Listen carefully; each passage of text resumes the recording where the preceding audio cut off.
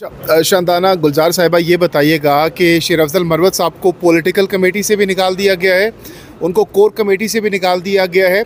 हालांकि 9 मई के बाद जिस तरीके से वो डट कर खड़े हुए, पीटीआई को बंद गली से निकाला, उनकी कुर्बानियाँ ढकी छुपी नहीं है। क्या आपका इस पर टेक है? क्या ये ठीक हो रहा है शेर अफजल मरवत साहब के साथ? दो पहलू हैं इस आपके सवाल के। एक मेरा ज़ाती उनके साथ, उनकी फैमिली के साथ रिश्ता है, एक मेरा उनके साथ पार्टी का रिश्ता है। जो मेरा ज़ाती रिश्ता है उनके साथ, वो मेरे भाइयों के साथ है की तरह हैं। उन्होंने मेरी वालदा को और शहरियार अफरीदी की बीवी और बच्चों को तब पनाह दी जो पूरे पाकिस्तान में हमें उनको कोई पनाह नहीं दे रहा था। ये बेदस्त होते थी, मेरी माँ बेवा है, बेगुनाह है, और उसको सिर्फ ये सज़ा मिल रही थी कि वो मेरी माँ है। मैं जेल में थी, मैं उनको मिल नहीं रही थी। तो उस आदमी ने, जिसने मेरी माँ से 1 रुपया नहीं लिया, मुझसे नहीं लिया, अपनी ज़िंदगी जान जोखों में डाल के हमें बचाया, तो कैसे मैं उसकी बुराई कर सकती हूँ? सोच भी नहीं सकती। इतने नमक हराम तो बेटा एहसान फरामोश नहीं होना चाहिए ना। अल्लाह का बंदा है, हमारा कर्जदार तो नहीं था ना। मैं जानती थी उनको, एक क्लाइंट थी मैं उनकी, और उन्होंने इस तरह की हमें प्रोटेक्शन दी। तो उसका कैरेक्टर, उसकी इज़्ज़त उसके अल्लाह को पता है। मुझे बताने की एक सेकंड, वेट। दूसरा, अगर खान साहब ने ऑर्डर दिया है कि मरवत साहब को पॉलिटिकल और कोर कमेटी से हटा दे बिकॉज खान किसी बात से नाराज़ है, वी स्टैंड बाय खान साहब। खान साहब का हर फैसला सर आँखों पे, गलत हो या सही हो, हम मानते हैं वो लीडर है, वाहिद लीडर है।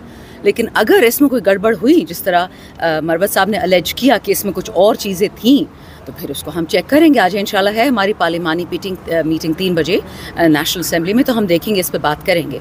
तीसरी बात, पॉलिटिकल कमेटी और कोर कमेटी मैं भी नहीं हूँ, और मैं अल्लाह का शुक्र अदा करती हूँ क्योंकि इस वक्त जितनी अवाम पाकिस्तान में वो उबल रही है कि हमारा लीडर आप क्यों नहीं निकाल रहे, ये फैसले उनके हाथों में हैं। हम तो अल्हम्दुलिल्लाह इंडिविजुअल लेवल पे, चाहे मैं हूँ, चाहे शेर अफजल, चाहे अली मोहम्मद ख़ान, असद कैसर, जुनैद अकबर, आमिर डोगर भाई, इसी तरह हमारे हामिद रज़ा हो गए, बहुत ज़ैन कुरैशी, ये जो हैं हमारे शेख वकास अकरम, असद कैसर साहब, हम सब इंडिविजुअली कोशिश कर रहे हैं। हम जलसे निकालते हैं, जुलूस निकालते हैं, टीवी प्रोग्राम्स हो जाते हैं, अदालतों में जाते हैं, थानों में जाते हैं, खान साहब से मिलने जाते हैं। हमने अपनी कोशिश नहीं छोड़ी है। सो इट हार्डली मैटर्स कि आप कमेटी में हो कि ना हो। अच्छा, ये भी खबरें गर्दिश कर रही हैं कि आपको भी खान साहब ने बुलाया था, लेकिन आपकी गालिबन गाड़ी ख़राब हो गई थी। ये सोशल मीडिया पर खबरें गर्दिश कर रही हैं, क्या हुआ था? वही ड्रामा, पूरा ड्रामा। पश्तो में कहावत है कि जब तक सच पहुंचता है ना, तो गांव के गांव जल चुके होते हैं झूठ से। अच्छा, हुआ ये कि मैंने खान साहब से मिलने की दोबारा एप्लीकेशन की। मैंने शहरियार रिहार डाना साहब ने, रेहाना और उमर डार ने, वो एप्लीकेशन 1 महीने से चल रही है। उसमें शुक्र है जजमेंट हमारी आगे, हमें मिलने नहीं दिया जा रहा था। हमें टाइम किसी थर्सडे को नहीं मिलता था। हमने कंटेम्प्ट पिटिशन डाल दी। जब हमने कंटेम्प्ट डाली तो सुपरिटेंडेंट साहब बेचारे ने फ़ोन किया कि मैंने कब आपको मना किया, क्यों नहीं मिलने आ रहे?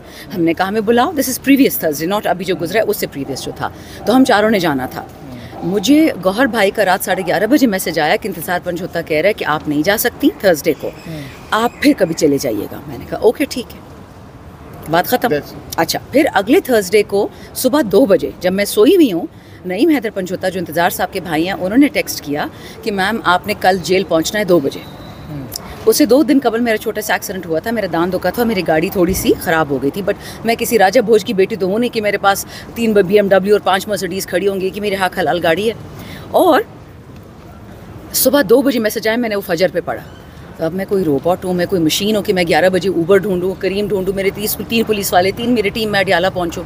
अच्छा, ये भी नहीं बताते कि फ़ाइल किसके पास है, ये भी नहीं बताते। मैंने सुपरिटेंडेंट को टेक्स्ट की, मैंने डिप्टी सुपरिटेंडेंट, क्योंकि मैं खुद जेल में रह चुकी हूँ तो उनके नंबर्स हैं मेरे पास, तो मैंने उनको टेक्स्ट किया, किसी ने जवाब नहीं दिया। फिर मैंने उमर भाई को, गौहर भाई को टेक्स्ट किया कि भाई ये कोई तरीका है, आप मुझे सुबह 2 बजे बताएंगे कि तुम 2 बजे पहुँचो, दोपहर को 24 घंटे पहले इंसान बता देता है। और मुझे ये भी नहीं पता मैं जा किसके साथ रही हूँ, मतलब शहरियार, मैं, रेहाना, डारो मडार, चारों किधर गए।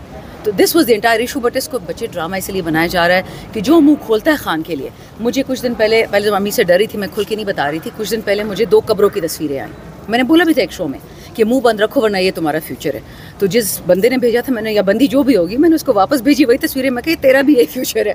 कौन बंदा कब्र से बचता है? किसी को जानते हैं आप? तो बस फिर गली मुक गई।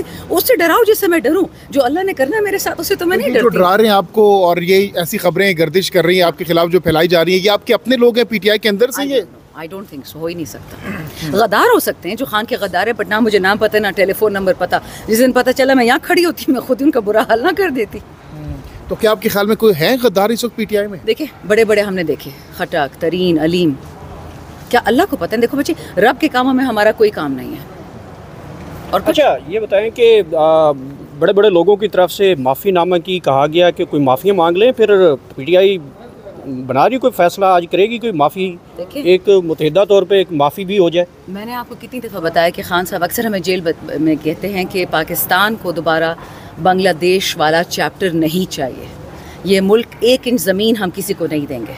ठीक, खान साहब 2 साल से कह रहे हैं एब्सोल्युटली नॉट। क्यों कहा था कि पराई जंगों में पाकिस्तानी खून नहीं बहेगा, ना फ़ौज, ना पुलिस, ना FC, ना कुछ भी, ओनली पाकिस्तानी लड़ाई। पराई लड़ाई में यूक्रेन में और इजराइल में, और हमारा क्या काम है?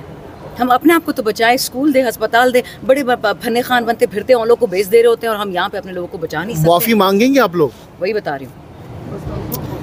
पहले बात कि जिसने 9 मई किया, मैंने तो खुल के पहले भी बददुआएं दी, दोबारा दी, अल्लाह उसका बेड़ा गर्क करे समेत उसके ख़ानदान के आगे पीछे। जिसने पाकिस्तान को नुकसान पहुंचाया, अल्लाह उसको चूर चूर कर दे, नस्लें पीछे ख़त्म कर दे। ठीक, अगर वो मैं थी या मेरा कोई ख़ानदान वाला, सबको अल्लाह ख़त्म कर दे। दूसरी बात उसी से जुड़ी हुई है कि जिसने 9 मई किया वो माफ़ी मांगेगा, कौम से मांगेगा, बिल्कुल मांगेगा। और तीसरी बात, इमरान खान का 9 मई से दूर दूर तक लेना देना नहीं है। वो पाकिस्तान का सबसे हुब्बुल वतन मुजाहिद बेटा है। मैं कोई भी चीज़ मान सकती हूँ, मैं अपने खिलाफ तो बात मान सकती हूँ, बट खान के खिलाफ नहीं मान सकती कि अपने मुल्क, वही गिलास पानी ज़ाया नहीं करता, 1 बोतल पानी पे नाराज़ होता है कि मत फेंको, और वो मुल्क पे अटैक करवाएगा, ये मानने वाली बात है? अच्छा, राना सनाउल्लाह ने एक प्रोग्राम में कहा है कि हम जब भी इमरान खान साहब से मुज़ाकरात की बात करते थे तो वो हमें गालियाँ देता था, बल्कि हमें भगा देता था कि चलो निकल जाओ, हम तुम्हारे से मुज़ाकरात नहीं करते। क्या खान साहब मुज़ाकरात करेंगे हुकूमती? अगर हुकूमत से नहीं करते, इस्टेब्लिशमेंट से नहीं करते, तो फिर रास्ता क्या है? किससे आप मुज़ाकरात करेंगे मुल्क की खातिर? देखिए, खान साहब ने तो जेल से खुद बता दिया कि मुज़ाकरात आप दुश्मन से ही करते हो, दोस्त से नहीं। जरगे का जो हमारा KP का सिस्टम है वो क्या है कि घर आपकी दुश्मन है, आप उसको पहले पनाह देते हो, फिर आप उससे बात करते हो। ठीक, खान साहब ने मुज़ाकरात से कभी रिफ्यूज़ नहीं किया। खान साहब डील नहीं मानते, जो हमने सुना है, क्योंकि मैं जेल 4 हफ्ते में नहीं गई खान से मिलने। किस चीज़ बच्चे जो सुनने में आती, देखिए मैं तो ना कोर कमेटी कैसे ना पॉलिटिकल कमेटी का, जो सोशल मीडिया पे हमने देखा उसमें यह था कि खान साहब को 2-3 चीज़ें बताएगी। एक कि पाकिस्तान छोड़ के चले जाएं भगोड़ों की तरह, वो नहीं जा रहे। दूसरा कहा गया कि सियासत छोड़ दो, वो नहीं करेंगे। तीसरा बोला कि तुम्हारे केसेस माफ़ कर देंगे, बनी गाला में चुपचाप करके बैठ जाओ, और -1 गवर्नमेंट आई जाए, वो भी खान नहीं मान रहे। ये सुनने की बातें बेटा, I have no proof.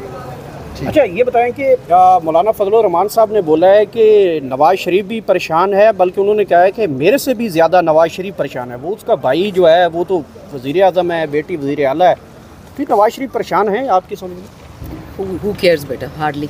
Who is he?